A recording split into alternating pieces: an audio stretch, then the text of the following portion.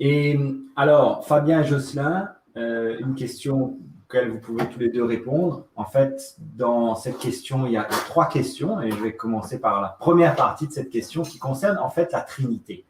Et c'est vrai que certaines personnes qui viennent au Seigneur ont parfois du mal à comprendre ce que c'est que la Trinité finalement. Quand on parle du Père, de Jésus et du Saint-Esprit. Alors, Fabien, est-ce que la Sainte Trinité est biblique déjà? Bien. Et pour pouvoir aller en profondeur sur ce sujet, il faudra qu'on comprenne que l'apôtre Paul, quand il écrit aux Éphésiens, il dit ceci. Il dit que les mystères, l'intelligence qu'il a du mystère de Christ. Alors, Éphésiens 3, 4 nous dit ça. Il dit, en lisant, vous pouvez vous représenter l'intelligence que j'ai du mystère de Christ. Il n'a pas été manifesté au Fils des hommes dans les autres générations comme il a été révélé maintenant par l'Esprit aux saints apôtres et prophètes de Christ. Et ces apôtres ont eu la révélation de Jésus et de l'œuvre de l'Esprit et ce que le Père fait. Alors, on voit ici dans un écrit aux Colossiens comment Paul dit ceci dans Colossiens le chapitre 1er, le verset 16, car en lui, c'est-à-dire Jésus, ont été créées toutes les choses qui sont dans les cieux, sur la terre, les visibles et les invisibles, trône, dignité, domination, autorité. Tout a été créé par lui et pour lui. Il est avant toute chose et toute chose subsiste en lui. Donc on voit la Trinité, on voit Jésus, par lequel le Père a créé toutes choses. Et dans la Genèse, on peut voir que l'Esprit de Dieu mouvait au-dessus des eaux. Donc ces trois sont unis dans la création et aussi dans notre salut. Et nous voyons que quand Jésus ordonne à ses disciples d'aller faire des disciples et de baptiser, nous voyons que dans Matthieu, le chapitre 28, verset 18 à 20, il dit, allez faites de toutes les nations des disciples, les baptisant au nom du Père, du Fils et du Saint-Esprit. Nous voyons le seul Dieu qui agit dans ces trois personnalités différentes. Hein, mais ils sont unis, ils sont un. Alors là, nous voyons que l'apôtre Paul va parler qu'il y a un seul Dieu.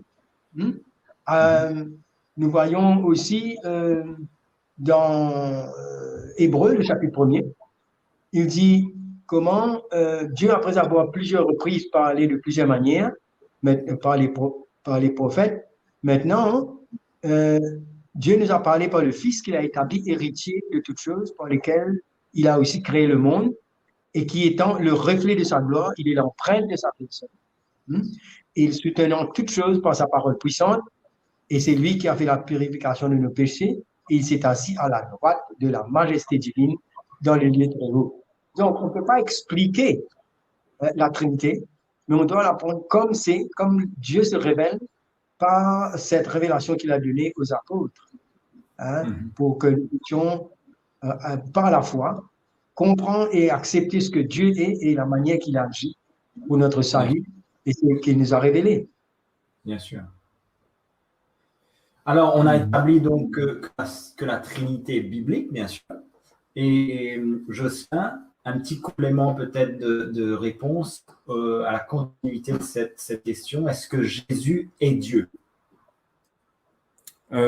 Oui, j'aimerais juste compléter pour aider la personne qui a posé cette question concernant la Trinité, puisque la Trinité n'est pas mentionnée sous l'appellation Trinité. Bien sûr, c'est une manière théologique d'appeler la composante des trois personnes de Dieu. Et il y a un verset qui est très simple, c'est 2 Corinthiens 13, où Paul dit lui-même que la grâce du Seigneur Jésus-Christ, l'amour de Dieu et la communion du Saint-Esprit soient avec vous tous. Donc ici, on a écrit littéralement les trois personnes de la Trinité. OK, donc maintenant, la question, est-ce que Jésus est Dieu? J'irai moi dans Hébreux, chapitre 1, parce que je crois que c'est il faut prendre la parole de Dieu pour répondre à ces questions. Hébreux chapitre 1, j'ai dit, et nous pouvons voir au verset 8 comment l'Écriture nous rappelle comment Dieu parle à son Fils. Hein, là, on n'a pas plus grande autorité que Dieu pour établir la vérité à propos de cette question. Et au verset 8 de l'Épître aux Hébreux, mais il a dit au Fils, parlant du Père, qui a dit au Fils. Voilà comment il parle au Fils. Ton trône, ô Dieu, est éternel. Hein? Le sceptre de ton règne est un sceptre d'équité. Tu as aimé la justice et tu as haï l'iniquité. C'est pourquoi, ô Dieu, ton Dieu, t'a oint d'une huile de joie au-dessus de tes collègues. Donc, c'est clair que la parole de Dieu mentionne ce que le Père lui-même a rapporté et qu'il appelle son Fils Dieu. Donc, est-ce que Jésus est Dieu? D'après ce verset, ça ne fait aucun doute. Amen. Oui. Troisième partie de cette question. Maintenant, peut-être Fabien, tu peux nous éclairer. Est-ce qu'il y a donc une différence entre Dieu et Jésus-Christ? Et où est cette différence? Eh bien, le Père, il est la source. C'est lui qui crée. Et quand Jésus est venu, Jean il dit ceci, il dit, au commencement, la parole était avec Dieu, la parole était Dieu. Alors la parole s'est faite chair. À la parole, c'est Jésus lui-même qui est l'empreinte du Père, l'expression du Père. C'est pourquoi Jésus pouvait dire, le Père est en moi et je suis dans le Père. Alors, Hébreu nous parle qu'il est l'empreinte. Nous savons qu'une personne a une seule empreinte, ce qui veut dire qu'ils ont une unité parfaite. Et Jésus, il est celui par lequel Dieu a créé toutes choses. Quand nous lisons ici, je crois que j'avais fait mention dans Colossiens, il dit que tout a été créé par lui et pour lui. Il est avant toute chose et toute chose subsiste en lui. Et rien de ce qui n'a été fait n'a été fait sans elle, sans la parole, sans Jésus. Donc voilà, Jésus, il est celui par qui le Père a tout créé. Et maintenant, avant de venir dans le monde, il dit, me voici, ô Dieu. Hein? Il dit, voilà, tu m'as formé un corps. C'est-à-dire que Jésus devait venir sur la terre dans un corps humain. Mais ça ne veut pas dire qu'il diminuait, qu'il n'est plus Dieu. Il était toujours Dieu, mais il s'est dépouillé de sa gloire. C'est pourquoi dans Philippiens, il dit, comme quoi, il n'a pas éprouvé aucune honte d'être dépouillé, d'être arraché, d'être égal à Dieu, mais de se faire devenir comme un homme. Parce que c'était là, la condition dans laquelle il pouvait venir pour prendre nos péchés sur lui dans son corps. Mais il est tout à fait Dieu et il est tout à fait homme et il forme partie de cette Trinité, le Père, le Fils et le Saint-Esprit qui tous participent dans notre rédemption. Amen. Oui, et est-ce qu'on peut aussi dire que Jésus reconnaissait qu'il était soumis au Père? Donc, n'est-ce pas? Il le dit lui-même. Hein? Oui, bien sûr. Cette différence, il dit le Père qui est plus grand que moi. Hein, dans il est dit comme ça, il dit le Père qui est plus grand que moi. Et dans Corinthiens, il est dit qu'à la fin, le Fils remettra toutes choses au Père. Donc, on voit que le Fils travaille pour le Père. Il reconnaît la grandeur de son Père et que son Père est plus grand que lui et tout ce qu'il fait, il l'accomplit pour son Père. Donc, le Fils est extraordinaire aux yeux du Père, dont le Père a rendu témoignage sur la montagne en disant « Celui-ci est mon Fils bien-aimé en qui j'ai mis toute mon affection ». Donc, Jésus est vraiment au centre de la Trinité, si on peut le placer comme ça. Il est vraiment le centre de toutes les attentions de l'univers. D'ailleurs, le Saint-Esprit se fait discret, bien qu'il soit aussi Dieu, et le Père glorifie son Fils. Jésus est extraordinaire, mais Jésus reconnaît que le Père est au-dessus de tous.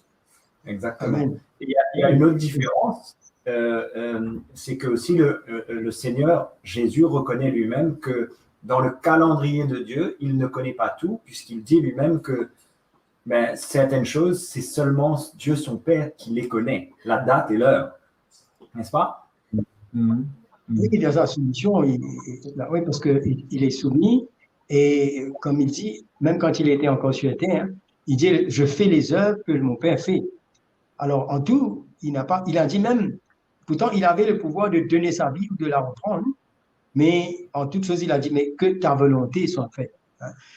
Et lui, il est celui qui a le pouvoir. Il faut penser qu'il a le pouvoir de pardonner le péché, parce que le Père a remis tout dans ses mains.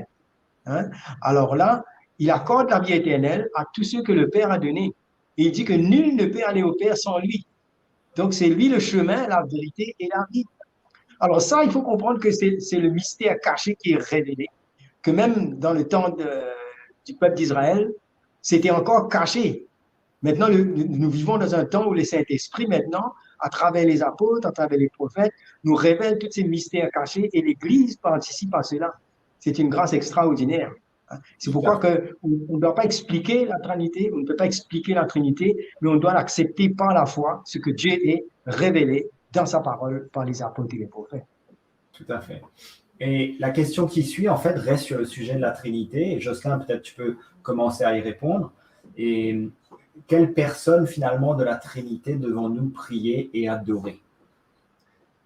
Bon, il est clair, selon les Écritures, que Jésus parle de lui demander des choses. Il dit, mais vous ne pouvez pas vous limiter à me demander, mais demandez aussi au Père en mon nom. Donc, voilà clairement dans l'évangile de Jean les deux personnes auxquelles on peut adresser nos requêtes et nos prières. Quant au Saint-Esprit, on a une communion avec le Saint-Esprit.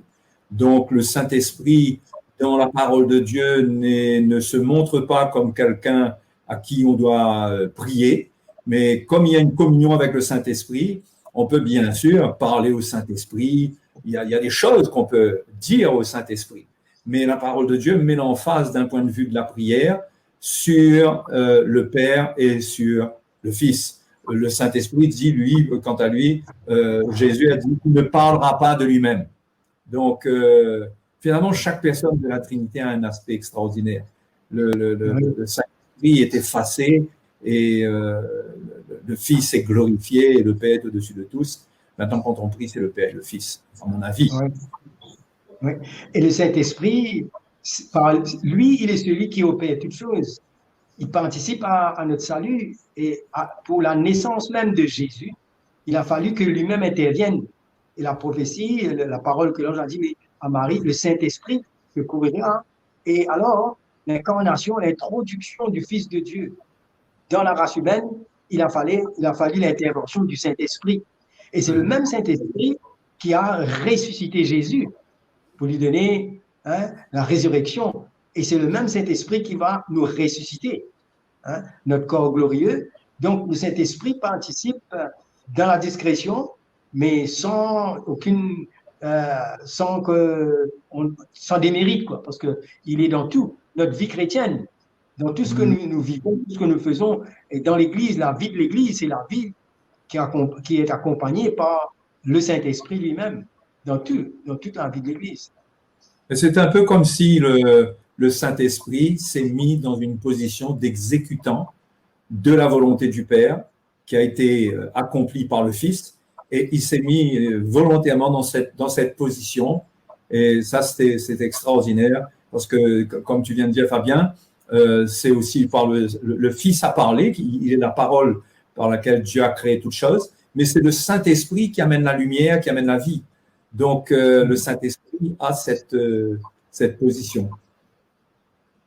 Et quand on regarde la manière dont Paul encourage à prier, à rendre grâce, il dit « Rendez grâce au Père au nom de Jésus-Christ ». Ouais. Donc, c'est le Père et le Fils qui sont mis beaucoup plus en avant dans la prière. Ouais.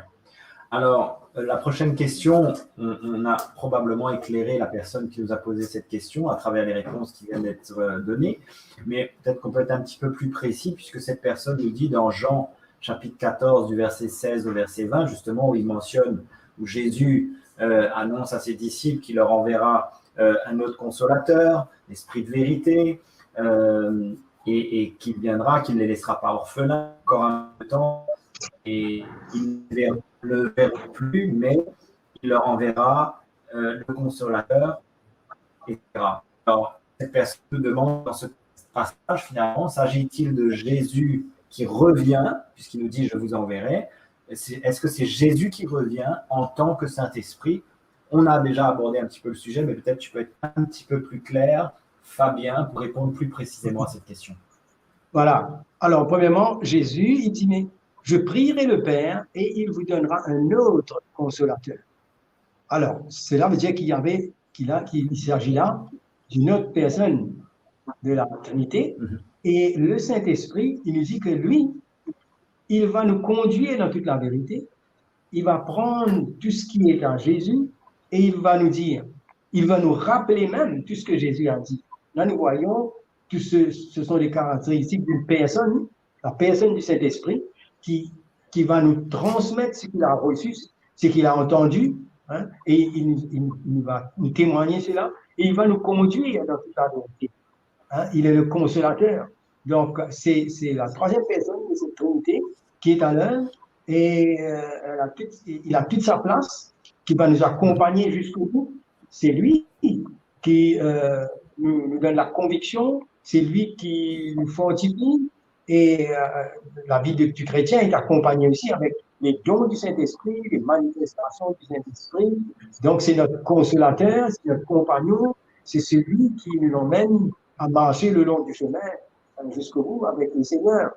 Quand Jésus était là, il passait tout son temps encouragé à parler, mais quand il est parti, il dit maintenant, il est avantageux que je parle, et il envoie le Saint-Esprit, et le Saint-Esprit nous conduit dans toute la vérité. L'onction du Saint-Esprit qui est dans la vie du chrétien, il nous conduit. Tout à fait. Ça doit être clair qu'il y a une distinction nette entre Jésus et le Saint-Esprit. Quand Jésus dit qu'il enverra le Saint-Esprit, il n'y a pas de confusion avec lui-même. C'est le Saint-Esprit même qui vient, et non pas en tant que Jésus. Je crois que la question, c'est, non, s'agit-il de Jésus qui revient en tant que Saint-Esprit? Donc là, dans la question, il y a un mélange entre Jésus et le Saint-Esprit, alors que ce sont des personnes bien distinctes. Tout à fait.